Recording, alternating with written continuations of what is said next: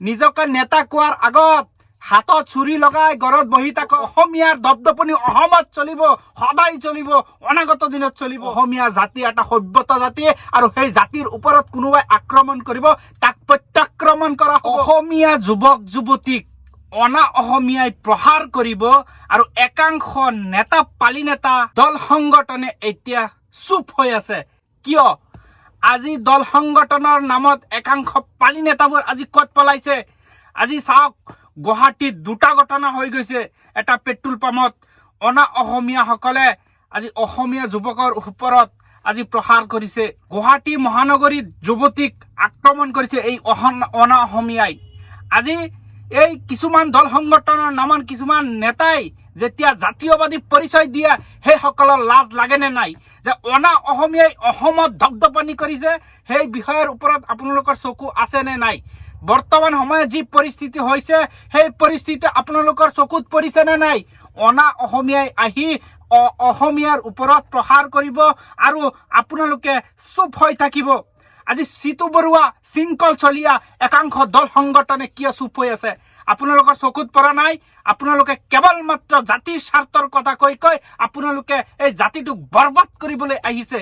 এই জাতিটোক ভেকু বাউনা দি দি আপোনালোকে নেতা হ'ব বিচাৰিছে। আপোনালোকে কেৱল মাত্ৰ শ্বাস চেলেকা যে কৰে, সেইটো আজি প্ৰমাণ হৈছে। আজি চাওক, উজনি অসমত একাংশ দল সংগঠনে মিয়াক টাৰ্গেট কৰি এনেকুৱা তুচ্ছ তাচ্ছিল্য মন্তব্য কৰে।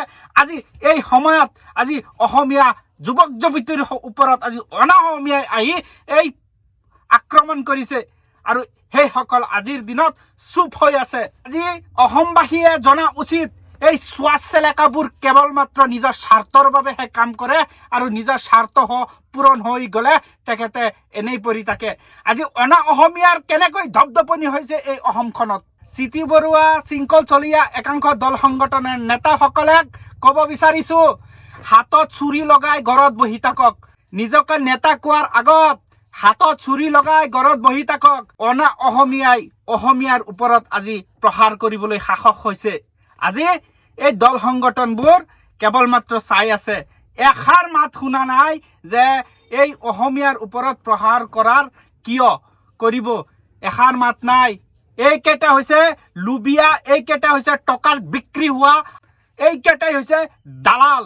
আজি দালাল নহ'লে অসমীয়াৰ ওপৰত চকু দি ৰঙা চকু দেখুৱাই প্ৰহাৰ কৰি পিটি ফালি দিব, আক্ৰমণ কৰিব এজন অসমীয়া হিচাপে চুপ হৈ থাকিব নোৱাৰে।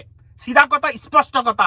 আৰু যদি এই অসমীয়া জাতিৰ তেজ কাৰোবাৰ শৰীৰত অকণমান আছে, এই অনা অসমীয়াৰ ধপধপনি এই অসমত বন্ধ হ'ব।